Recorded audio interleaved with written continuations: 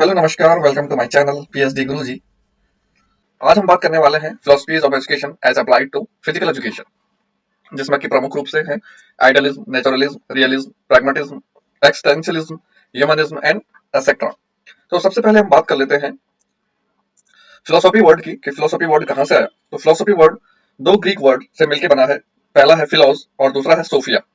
तो फिलोस का मतलब है लव और सोफिया का मतलब है wisdom. Love for wisdom philosophy कहलाया। और अगर हम हिंदी में बात करें तो ज्ञान के प्रति जो प्रेम है वो दर्शन कहलाता है या फिर फिलोसफी कहलाती है। Philosophy is the mother of all sciences. सभी विज्ञानों की माता के रूप में फिलोसफी को देखा जा सकता है। अब हम सबसे पहले बात करते हैं आदर्शवाद की, आइडियलिज्म की। इसके जनक प्लेटो को कहा जाता है। आइडियलिज्म में आइडियाज पे ही बात होती है और आइडियाज को ही सर्वोपरि माना गया है। आइडिया प्लस इज्म आइडियलिज्म कहलाया। Ideas are the only reality, ultimate supremacy is ideas. इन्होंने क्या माना कि जो आइडियाज हैं, जो विचार हैं, वही सर्वोपरि हैं, उन्हीं पर बेस्ड पूरी दुनिया है। It emphasis on ideas, feeling, ideals then materialistic things. तो इन्होंने क्या माना कि जो भौतिक चीजें हैं, वस्तुएं हैं, उनसे भी पहले आइडियाज हैं, फीलिंग्स हैं और आइडियल्स हैं। Material world does not exist for an idealist. जो भौतिकवाद है, जो भौतिक संसार है, वो आदर्शवादी के लिए एग्जिस्ट नहीं करता है, अस्तित्व में नहीं है, क्योंकि जो मटेरियल वर्ल्ड है वो डिस्ट्रक्टिबल है, म्यूटेबल है और डायनामिक है, जो कि रियल नहीं हो सकता, वास्तविक नहीं हो सकता, ऐसा आदर्शवादी मानते हैं। आदर्शवादी माइंड और स्पिरिट की बात करते हैं और जो इनका हाईएस्ट एम है आइडियलिज्म का, वो ट्रुथ, ब्यूटी और गुडनेस को देखते हैं। Idealism is not different from ancient Hindu ideals Satyam Shivam Sundaram. तो ये कई बार क्वेश्चन बन जाता है कि माइंड और स्पिरिट की बात कौन सी फिलोसफी करती है, तो आइडियलिज्म करती है। ट्रूथ, ब्यूटी एंड गुडनेस की बात कौन करता है, आइडियलिज्म करती है। और जो एंशिएंट हिंदू आइडियल्स हैं, सत्यम शिवम सुंदरम, उनकी बात कौन करता है, आदर्शवाद उनकी बात करता है। The Greeks stressed upon the ideals of aesthetic, athletic and mathematics. यहाँ पे कि एस्थेटिक का मतलब क्या होता है, सेंस ऑफ ब्यूटी। तो जो आइडियलिज्म है, उनके सपोर्टर्स कौन कौन रहे हैं, सुकरात रहे हैं, फ्रोवेल, स्वामी विवेकानंद, महात्मा गांधी, स्वामी दयानंद सरस्वती और अरविंदो घोष। और आइडियलिज्म का जो एम आप कह सकते हैं वो क्या है, एजुकेशन फॉर ग्रोथ। इसके बाद में हम बात करते हैं नेचुरलिज्म की, जिसको कि प्रकृतिवाद भी कहा गया है और प्रकृतिवाद के जनक रूसो को माना जाता है। प्रकृतिवाद में रूसो कहते हैं कि naturalism is also known as materialism, कि जो भी भौतिक संसाधन है, वस्तुएं हैं, वही सब कुछ है जो प्रकृति के द्वारा हमें प्रदान की गई है। It believes that reality and nature are identical and that beyond nature there is no reality. ये मानते हैं कि जो वास्तविकता है और जो प्रकृति है, वही सब कुछ है, वही वास्तविक है, इसके परे कुछ भी नहीं है। Material word is real word. ये मानता है कि जो भौतिक संसार है वही वास्तविक वर्ड है, वही वास्तविक संसार है। It means the nature is everything. इन्होंने प्रकृति को क्या माना, सब कुछ माना। Nothing is before, behind and beyond nature. इन्होंने नेचर से पहले और बाद में कुछ नहीं माना। The ultimate reality is nature. जो अल्टीमेट, जो सत्य है, वास्तविकता है, वो क्या है, प्रकृति है, नेचर है। अब यहाँ पे नेचर वर्ड को इन्होंने किस सेंस में लिया है वो हम थोड़ा सा बात कर लेते हैं। The term nature is naturalism stand for the totality of objects and events in space and time. जितने भी ऑब्जेक्ट्स हैं स्पेस और टाइम में, इवेंट्स हैं, वो सब इन्होंने नेचर माना है उनको। It gives importance to the matter and the physical world. बार बार ये बात आ रही है कि यहाँ पे मेटलिस्टिक चीजों की बात हो रही है। Naturalism is a distinct philosophy which does not believe in sentimentalism, spiritualism and supernaturalism। मतलब ये कहीं भी गॉड की बात नहीं करते हैं, ये सेंटिमेंटल्स की बात नहीं करते हैं, ये स्पिरिचुअलिज्म की बात नहीं करते हैं और सुपर नेचुरल जो पावर्स होती हैं उसकी बात नहीं करते हैं। It is a philosophy which considered nature as everything and denies the existence of any spirit. तो किसी भी स्पिरिट के एग्जिस्ट होने की बात को नकार देते हैं। The philosophy does not believe in the existence of God. According to Professor V.R. Taneja, the naturalists see things as they are. They want to apprehend reality as it is in its own nature. They want to develop the self which is influenced by reality. तो ये क्या कहता है कि naturalist जो हैं वो चीजों को वैसा ही देखते हैं जैसे कि वो हैं, उसमें कोई कल्पना नहीं है, वो वास्तविक स्वरूप को ही देखते हैं। हॉकिंग जो थे, उन्होंने नेचुरलिज्म को क्या माना है, naturalism is a metaphysics which consider nature as the whole reality. Metaphysics क्या होता है, मेटाफिजिक्स का मतलब होता है तत्व मीमांसा। मतलब ये मटेरियल को मानता है कि क्या रियलिटी है, उसके पीछे का सच क्या है। It exclude what is supernatural और ऑफ अदर वर्ड। ये क्या करता है कि इसमें ये जो सुपरनेचुरल पावर्स हैं या जो भी रियलिटी के बाद है, परे है, उसको ये एक्सक्लूड कर देता है, उसको इंक्लूड नहीं करते हैं। Naturalism means human nature, in other words it is the philosophy of human nature. Naturalism aims to develop naturalism aims to develop inner potentialities which are part of human nature. तो यहाँ पे ये बात कर रहा है कि नेचुरल इंस्टिंक्ट क्या है। Reality and life are govern by the laws of nature, the individual is more important than society. यहाँ पे बात करते हैं कि इंडिविजुअल क्या है, सोसाइटी से ज्यादा महत्वपूर्ण है। नेचुरलिज्म की जो एम है या हम एजुकेशन में जो कंट्रीब्यूशन कह सकते हैं वो ये कहते हैं कि education in natural environment, playing the game in the spirit of game. जैसा गेम है वैसे ही हम खेलेंगे, तो वो एक तरीके से आपके नेचुरलिज्म में आएगा। इसके बाद बात करते हैं रियलिज्म की। तो रियलिज्म के जो जनक अरस्तु को माना जाता है, और अरस्तु कहीं ना कहीं नेचुरलिज्म को भी सपोर्ट करते हैं। और नेचुरलिज्म और जो रियलिज्म है वो काफी हद तक सिमिलर देखने को मिलते हैं, लेकिन जो रियलिज्म है, जो यथार्थवाद है, उसका भी जो कटु सत्य है वो नेचुरलिज्म में आपको देखने को मिलेगा। वो और ज्यादा कटु है, और ज्यादा कठोर है नेचुरलिज्म। तो हम बात करते हैं यथार्थवाद की। Word is around us, that is word of object is real rather than ideas. ये भी बात करते हैं रियलिटी पे। जो भी वर्ड में ऑब्जेक्ट्स हैं वही रियल हैं, उसके परे कुछ भी नहीं है। Reality is objective and factual rather than not subjective. जो रियलिटी है वो क्या है, ऑब्जेक्टिव होनी चाहिए, फैक्चुअल होनी चाहिए, सब्जेक्टिव नहीं होनी चाहिए। True reality is outside the mind for responding to our conception and perception. जो आइडियलिज्म था, आदर्शवाद था, वो माइंड और स्पिरिट की बात करता था, और ये जस्ट उसका एंटी है रियलिज्म। ये बात करता है कि true reality is outside the mind. जो ट्रू रियलिटी है, जो सत्य है, वास्तविकता है, वो आउटसाइड ऑफ द माइंड है। It regards the word of physical reality as truly fundamental things is experience. Realism means a belief or theory which looks upon the world as it seems to us. स्वामी रामतीर्थ कहते हैं कि realism किस पे चलता है, यथार्थवाद किस पे चलता है, सेम एज नेचुरलिज्म, कि जैसा वर्ड है वही सत्य है, बाकी कुछ सत्य नहीं है। Realism is the philosophy which based itself on science. ये साइंटिफिक है नेचर में। In that sense realism is antithetical to idealism. ये बात हो चुकी है कि ये जस्ट एंटी है आदर्शवाद के। According to realism, an individual sees the world as it really is. मतलब वो जैसा है वैसा ही वास्तविकता में देखते हैं, जो रियलिज्म कहता है, यथार्थवाद कहता है। और यथार्थ का मतलब ही ये होता है कि जो हमारे सामने है, जो वास्तविक है। तो ये हमेशा कॉज एंड इफेक्ट पे बात करता है। Realism is scientific in approach.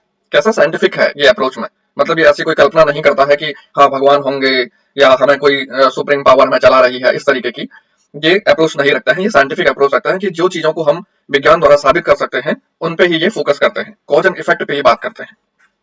The physical world is real world and it is governed by the nature.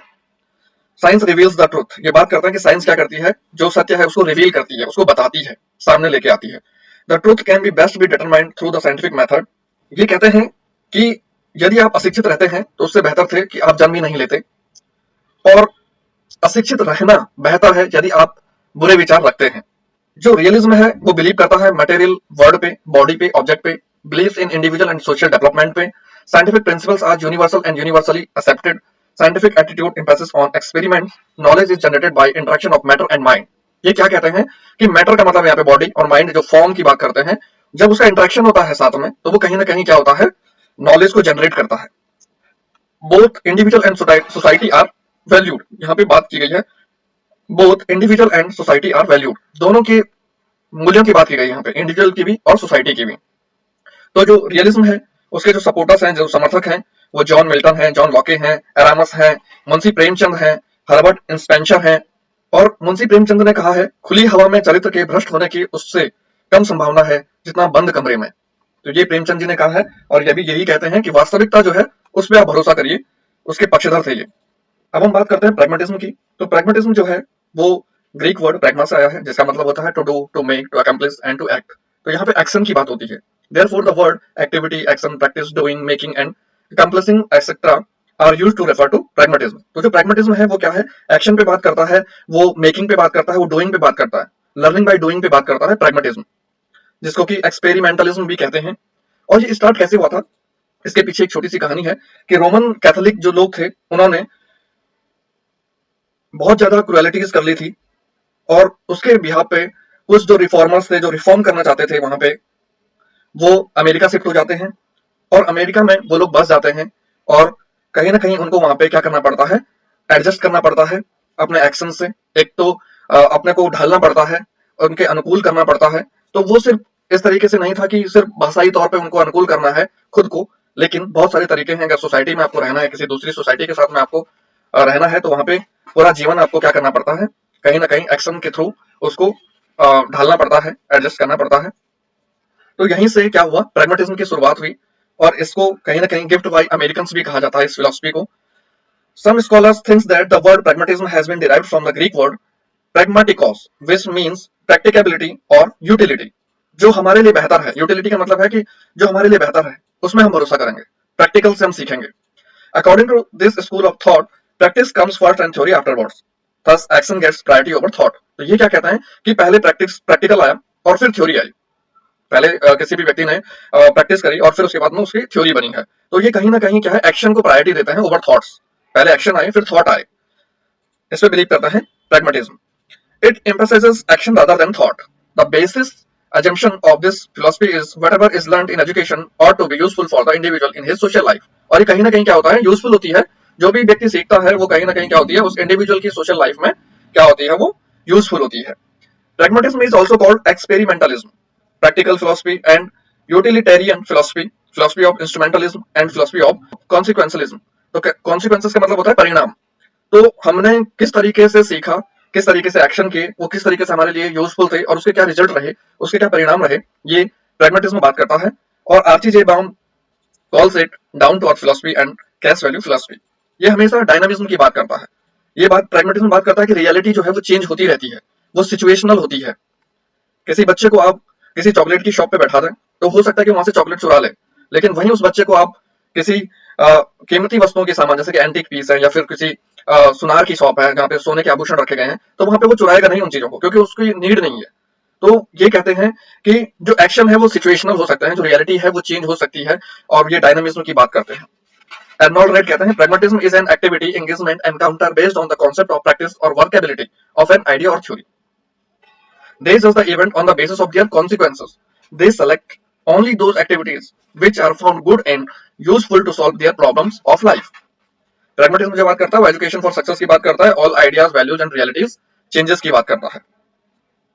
इसके बाद हम बात करते हैं एक्सटेंशलिज्म की, अस्तित्ववाद की। अस्तित्ववाद किसी एक सिंगल व्यक्ति ने इसका प्रतिपादन नहीं किया है, लेकिन मॉडर्न एक्सटेंशलिज्म के फादर सोरेन किर्की को माना जाता है। सोरेन किर्की डेनिश फिलोसोफर थे और वो कहते थे कि ट्रूथ इज सब्जेक्टिव। ऑब्जेक्टिविटी की यहाँ पे उन्होंने कोई जगह नहीं रखी, और ऑब्जेक्टिविटी को उन्होंने कहीं ना कहीं भ्रम माना है, हेलुसिनेशन माना है। The basic feature of human person is his freedom, unfettered and unrestrained. यहाँ पे बात करते हैं कि जो ह्यूमन पर्सन है उसका जो बेसिक फीचर है वो फ्रीडम है, और वो भी कैसी फ्रीडम, एकदम खुली हुई फ्रीडम, अनफेटर्ड, अनरिस्ट्रेन्ड, बिल्कुल उसमें कोई लगाम नहीं हो, वो जो भी करना चाहता है वो अपने फ्रीडम से करना चाहता हो। इसके पीछे भी सोरेन किर्के की एक छोटी सी कहानी है कि सोरेन किर्के को एक टाइम पे एक महिला से प्रेम हो जाता है, और वो थोड़ा सा फ्रिल टाइप के दिखते थे, और उनकी पर्सनालिटी जो थी बहुत अच्छी नहीं थी, और कहीं ना कहीं उनकी एंगेजमेंट भी हो जाती है। और एंगेजमेंट होने के बाद भी कहीं ना कहीं सोसाइटी में बात चलती है, और वो भी सुनते हैं, कुछ मतभेद होते हैं, और उसकी वजह से वो रिश्ता तोड़ देते हैं, वो खत्म कर देते हैं। तो वो बात करते हैं कि उनको फ्रीडम नहीं मिली चूज करने की, कि यहाँ पे चॉइस ऑफ फ्रीडम होनी चाहिए, जरूरी है। तो ये फिलॉसफी वहीं से निकल के आई है, या इसको वहीं से थोड़ा सा और ज्यादा हवा लगी है। Society and social institutions are for the sake of man and not vice versa. तो मैं भी इस बात को मानता हूं कि जो सोसाइटी है, जो रीति रिवाज है, जो रिचुअल्स हैं, वो व्यक्तियों के लिए है, व्यक्ति उनसे नहीं है। पहले व्यक्ति है, पहले इंडिविजुअल्स हैं, पहले लोग हैं, पहले जनता है, फिर जो ये रीति रिवाज है वो है। ऐसा नहीं कि रीति रिवाजों के लिए हम मानवों की बलि दे दें, या फिर मानव के जो अधिकार है उसी से उनको वंचित रखें। तो ये बहुत ही अच्छी फिलॉसफी है। रीति रिवाज तभी है पहले जब ह्यूमन एग्जिस्टेंस है। और ये बात करता है there is no general will to which the individual will is subject. ये बात करता है कि यहाँ पे कोई ऐसा नहीं है कि जैसे आइडियलिज्म था कि एक आदर्श बना दिए और उसको सभी फॉलो कर रहे हैं, नहीं। यहाँ पे इन्होंने कहा कि हर किसी व्यक्ति के आदर्श अलग हो सकते हैं, उसको चूज करने की, उसको चॉइस करने की फ्रीडम होनी चाहिए, और वो जो भी सीखता है वो अपने एक्सपीरियंस से सीखता है।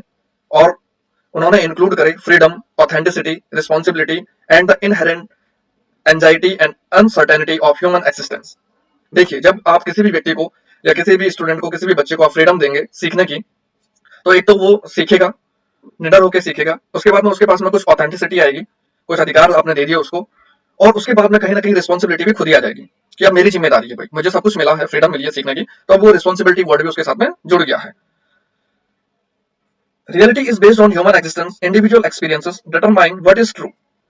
Human existence is the only true reality. ये कहते हैं कि ह्यूमन एक्जिस्टेंस जो है वही ट्रू रियलिटी है, वही वास्तविक सत्य है। And individuals experiences and choices are unique. वो क्या कहता है कि हर किसी व्यक्ति के एक्सपीरियंस क्या हो सकते हैं, अलग हो सकते हैं, उसकी चॉइस यूनिक हो सकती है, affecting their perfection of reality. Society is necessary evil. Society is necessary evil. यहाँ पे इन्होंने सोसाइटी को एविल क्यों माना है, क्योंकि इन पे भी एक प्रेशर था सोसाइटी का कि इनको वो शादी करनी थी, लेकिन ये उसके लिए तैयार नहीं थे, उनको फ्रीडम ऑफ चॉइस नहीं मिला, तो इन्होंने वो तोड़ दी, नहीं करी शादी। और एक्सटेंशलिज्म जो कहता है वो फ्रीडम ऑफ एजुकेशन की बात करता है। इसी में आगे बढ़ते हुए हम बात करते हैं ह्यूमनिज्म की। ह्यूमनिज्म जो मानववाद है वो क्या कहता है कि humanism is a philosophical and ethical stance that emphasises the value and agency of human being individually and collectively and seek to promote human welfare and dignity. ये ह्यूमनिज्म जो है, जैसे कि इसके नाम से भी कहीं ना कहीं प्रतीत हो रहा है कि ये बात करते हैं ह्यूमन वेलफेयर की, प्रमोट करते हैं ह्यूमन वेलफेयर और डिग्निटी को, कि सब अच्छे होने चाहिए और आप अच्छा करते जाएं, अच्छा सोचते जाएं और सभी के लिए करते जाएं। ये सिर्फ इंडिविजुअल पे बात नहीं करता है। It places importance on reason, ethics and justice. ये तर्क की बात करते हैं, ये नैतिकता की बात करते हैं, ये न्याय की बात करते हैं, while rejecting supernatural explanations and dogmatic religious belief। ये सुपरनेचुरल जो एक्सपेक्टेशंस हैं, डॉगमेटिक का मतलब, रिलीजियस बिलीफ का मतलब है कि जो एकदम कठोर मान्यताएं हैं, कट्टर मान्यताएं हैं, उनको ये सिरे से खारिज करता है ह्यूमनिज्म। और ये अच्छे की बात करता है, मानव के कहीं ना कहीं प्रमोशन की बात करता है, वेलफेयर की बात करता है। Humanism emphasises the potential for the human being to lead fulfilling and meaningful lives through reason, empathy and compassion. तो एम्पैथी के थ्रू, रीजनिंग के थ्रू, कंपैशन के थ्रू क्या करता है, ये मीनिंगफुल लाइव्स की बात करता है ह्यूमन बीइंग के लिए। Humanism consider man as the centre of world. तो ह्यूमनिज्म क्या है, ये यहाँ पे मैन को जो है वो सेंटर ऑफ वर्ल्ड मानता है, जो सेंट्रलाइज्ड मानता है मैन को, जो इसका पूरा फोकस है, कंसंट्रेशन है, वो मैन पे है। It emphasises on making man a good man bye education. ये क्या कहता है कि एक आदमी है, उसको हमको और अच्छा आदमी बनाना है, किसके द्वारा, शिक्षा के द्वारा, एजुकेशन के द्वारा। It does not consider concept of God and soul. ये गॉड और सोल की बिल्कुल बात नहीं करते हैं। Ultimate aim of human life is to live happily and peacefully, thinking and doing good for all. अच्छा सोचो, अच्छा करो, सबके लिए। एनालिटिकल फिलॉसफी की बात करते हैं। एनालिटिकल फिलॉसफी क्या है कि ये एम्फेसिस या ध्यान देता है क्लैरिटी ऑफ एक्सप्रेशन पे, लॉजिकल एनालिसिस पे and the use of formal logic and language पे। तो ये बात करते हैं कि आपकी क्लैरिटी होनी चाहिए एक्सप्रेशन में। एनालिटिक, एनालिटिक का मतलब ही यहाँ पे क्या है, विश्लेषणात्मक है कि आप विश्लेषण कीजिए, क्लैरिफिकेशन लीजिए और अपने जो भी मत है उनमें क्लैरिटी रखिए। Analytic philosophers aim to clarify concepts and arguments by breaking them down into their component parts and subjecting them to rigorous analysis. This approach often involves the careful examination of language and the use of logical techniques to resolve philosophical problems. इसके बाद में हम बात करते हैं empiricism की, जो कि अनुभववाद है। अब अनुभववाद क्या कहता है कि the role of experience and evidence in the formation of knowledge. जो अनुभववाद है, अनुभववाद से आपको समझ आ रहा होगा कि ये बात करता है कि जो है वो अनुभव से लिया गया है। यदि आपने गर्म चाय का कप पकड़ा है तो उस दिन जली, उससे आपको पता चला कि गर्म है और आपने वो रख दिया, तो ये अनुभववाद है। According to empiricist, knowledge is derived primarily from sensory experience. तो सेंसरी एक्सपीरियंस क्या है, आंख, नाक, टच, है ना। तो जो भी 5 सेंसेस है आपके, उससे क्या है, प्राइमरली आपको एक्सपीरियंस मिलता है। ऑब्जर्वेशन से आप सीख सकते हैं, एक्सपेरिमेंटेशन से आप सीख सकते हैं, रादर देन फॉर्म इनेट आइडियाज और स्पेकुलेशन। तो आप सिर्फ आइडियाज से क्या नहीं कर सकते आप, या बिना अनुभव के आप नहीं सीख सकते। Empiricists argue that human understanding is limited to what can be directly observed and verified through the senses.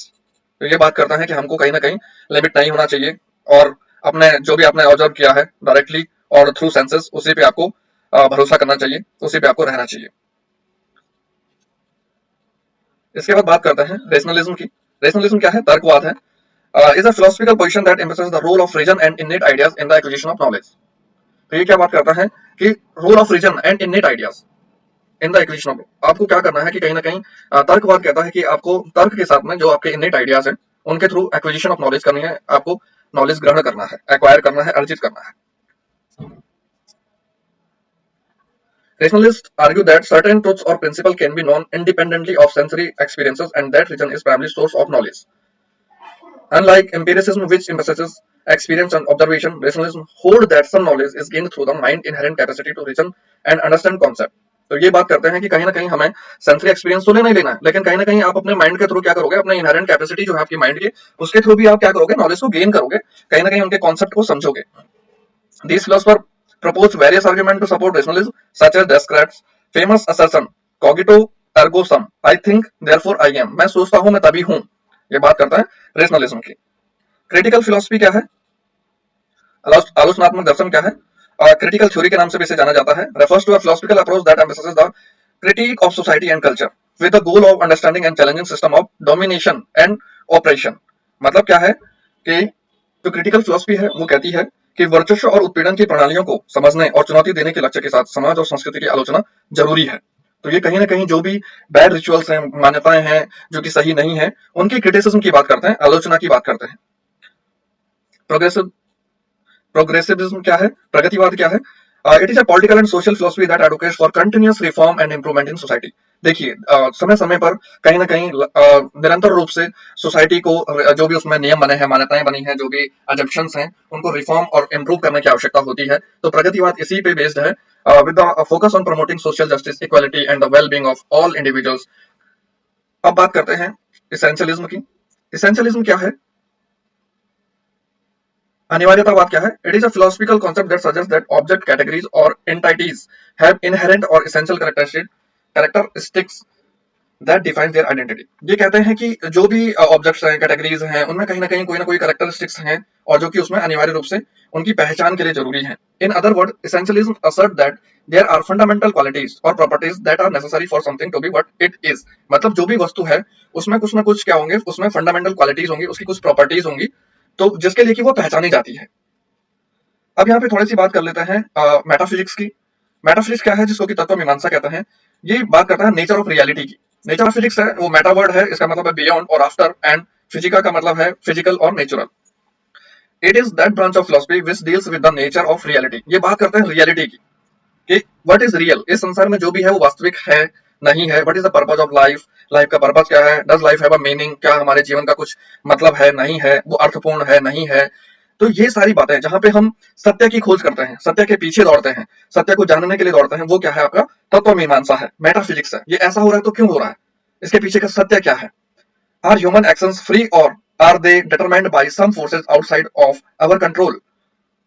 कि जो भी ह्यूमन एक्शंस हो रहे हैं वो फ्री हैं, वो ह्यूमंस के द्वारा ही किए जा रहे हैं, या उसके पीछे कोई सुपरनेचुरल पावर है। It was Aristotle who developed the study of metaphysics.